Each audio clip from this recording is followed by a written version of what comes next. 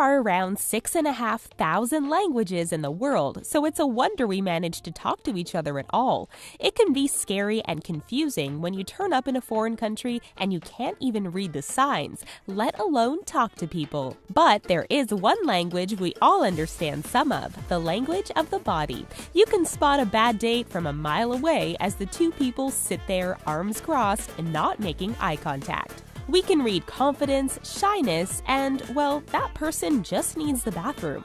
So come find out what your body language gives away. Your body can communicate directly with the hub. All you need to do is rub us lovingly on the subscribe button to show us that you care. Not too hard now, we're ticklish. Eye contact. They say that the eyes are the window to the soul, so anyone who stares lovingly into them is actually just a peeping Tom.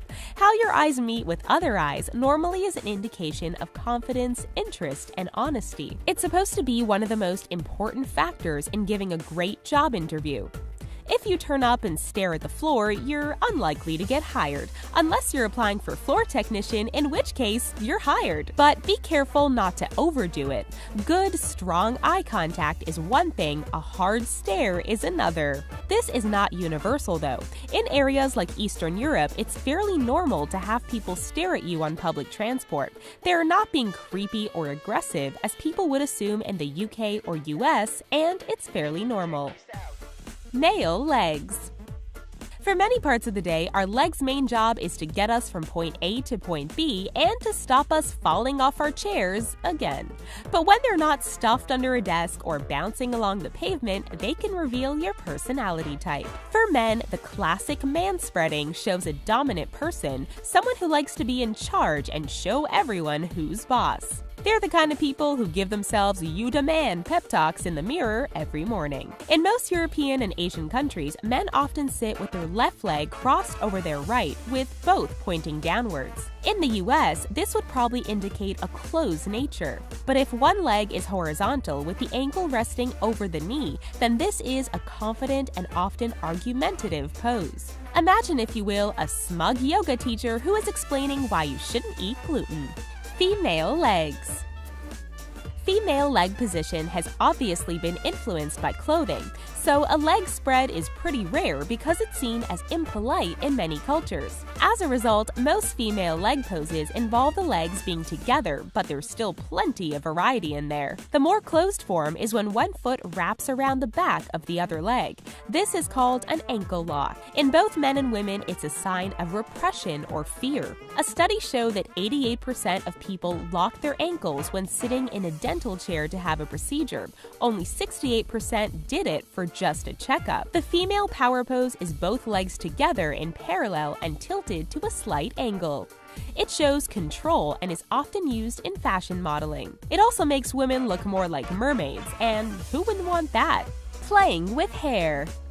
Men don't often play with their hair, but this is likely due to having less of it, since you see plenty of little boys doing it. Running your hands through your hair, especially taking hair away from your face, is often seen as flirtatious and open, since you are showing you are happy with your appearance. The most extreme of these is tossing your head back and shaking out your hair, but it can also make you look like you're auditioning for a shampoo advert. Playing with hair is not always a good sign though. Holding hair indicates awkwardness and nervousness, so make sure that your hands don't linger too long in your locks. A good contrast is someone curling their hair around a finger. It can be flirtatious or done as a way to relax, but if the hair is held by one hand and twirled by another, it's a much more nervous signal. Drumming fingers. We fidget from time to time in a variety of different ways. There's the various hair flicks and twirls we mentioned before. There's nail biting, head scratching, mouth wriggling, and the list goes on. But most of these are unobtrusive. After all, you wouldn't notice them unless you were looking at the person. However, finger drumming is a loud and obvious message. It broadcasts your impatience or frustration across the whole room, and you often don't realize you're doing it. In times of stress or long waits, many people drum their fingertips on the desk or the table. It's also very common to use an object like a pen or even the back of your phone. For a lot of people, it's subconscious, in which case it's a sign of nerves. In short, your body doesn't know what to do with itself, but it can be used consciously, often by more dominant people, to show that they are not happy with the current situation. Arms and hands. The most common body language signal of all is crossing your arms. You don't need to be a psychologist to know what it means. It's probably one of the first major signals that children learn to read. In fact, in every kid's cartoon, a parent with their arms crossed is a sign of big trouble. However, if your arms are crossed behind your back, the meaning is reversed. Shyness turns to fearlessness, anger becomes calm. Although, if you just committed a crime, this gesture probably means you're being arrested. Positive hand gestures include such things as rubbing your palms together. This shows that you're expecting a good outcome. Holding your palms open, facing up, makes you more trustworthy, since you are showing you have nothing hidden in them. Where you point your body. When it comes to body language, your chest is basically a big arrow, so where you are pointing it indicates where your interest lies.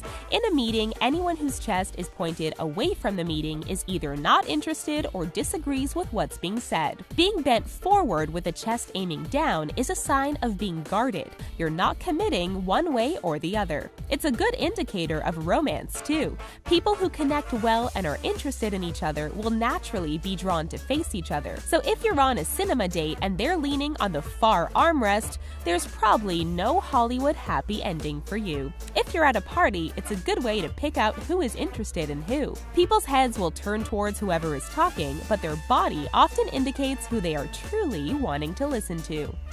Shaking hands. There's a lot of science involved in a simple handshake. Actually, they can be confusing for people from Asian cultures where this kind of body contact is pretty uncommon. There are many factors in a handshake: the pressure, the angle, what you do with your other hand. No one likes a weak handshake where it feels like you're waggling an old fish around. It implies a lack of determination and commitment. When it comes to your free hand, there are a number of different positions. Using it to cup the hand from beneath in a two-handed shake shows sincerity and a desire for closeness. But cupping from above shows dominance as you are trapping their hand between yours. Gripping the upper arm while shaking hands is also supposed to show togetherness. However, it has become synonymous with politicians, which gives it a slightly fake feel now. Lying. Lying is a skill that takes practice. We're not saying that you should practice, but if you want anyone to believe all those things you wrote on your resume, well, it's in your own hands. Lack of eye contact is a typical sign of dishonesty. If your eyes go up to the right, it implies you are using your imagination, not your memory, so you are making something up. Another sign of lying is a dry mouth, so look out for people licking their lips or swallowing strangely. In ancient China, they actually had a test where the accused would hold a handful of dried rice in their mouth for a few minutes. When they spat it out, if it was still dry, they were said to be lying. Flirting. In a perfect world, you could just walk up to anyone you found attractive and tell them. If they feel the same, you'd go out. If they don't, you just say thank you and goodbye. See? Easy. But life doesn't work like this, and we have created an incredibly complicated dance around one person liking another. Birds display bright feathers, lions control attractive territory, and humans accidentally say thank you too many times and try to find jeans without cake stains on them. A common tactic you see in flirting guides is to mimic the other person's posture or even mannerism, since this shows you are on their wavelength. Just hope you're both not trying to do this at the same time, or it will turn into a weird mirror dance. Remember, much like spoken language, body language can easily be misunderstood. Some people might cross their arms because they're cold, not because they're defensive. To make it easier, always wear a t-shirt with your current mood written on it in big letters. We hope you enjoyed our body language episode and that you use some part of your body to hit subscribe. Catch you again soon.